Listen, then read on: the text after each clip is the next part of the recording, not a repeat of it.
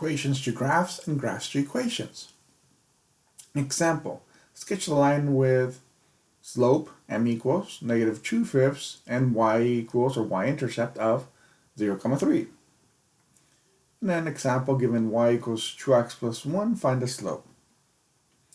So let's remember, basic linear equation, y equals mx plus b format.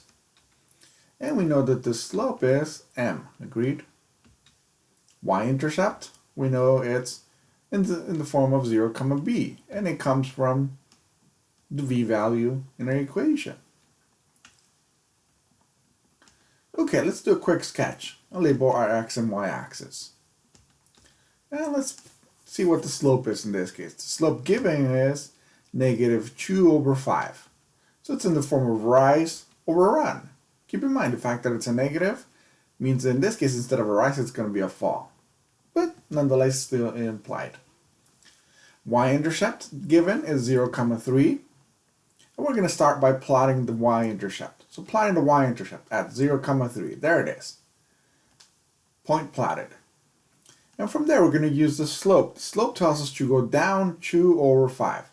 So we're going to go down 1, 2, and over to the right 1, 2, 3, 4, and 5. And we're going to repeat this again to get at least one more point.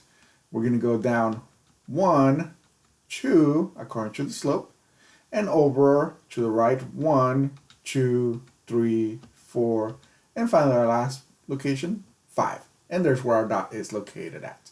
And now we draw a line through all 3 dots. Using the ruler will be the best resource, but you can use your edge of the book, edge of your paper, or edge of your notebook, etc. And there it is. There is the graph of the equation that contains the slope of negative 2/5 and y-intercept of 0, 3. So looking at the next example, our equation states that we have y equals 2x plus 1. We can make our life really complex if we want to, or make it really easy if we want to. Let's make it complex first, that way we can realize it at the end. So making it complex, well, not too complex first. Let's notice that our slope is pretty straightforward. Look at our m value. M value is always next to the x. So the slope value is always the number next to the x. There's a 2 next to the x, so m equals 2. And it's a positive 2 in this case. It would also include the sign, be aware of that. Okay, just as another part of our detail here, let's try to see if we can find the y-intercept, once again by making our life a little complex, but then realizing at the end that it should have been easier.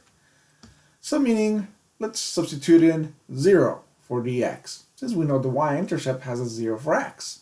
This is something we should try to memorize, right? In the y-intercept, we always know that the x value is 0. So therefore, we're looking for the y value. So solving for the y then. 2 times 0, well that gives us 0, agreed? So, there we go. We get a 0. 0 plus 1, that's just the 1. So it means our y-intercept is 0, 1. Well, we could have figured this out from the beginning, even before substituting 0. Do remember, it's always just reference as the v value. The v value from the beginning, we noticed it was 1. So there it is. We knew from the beginning that our y-intercept was 1.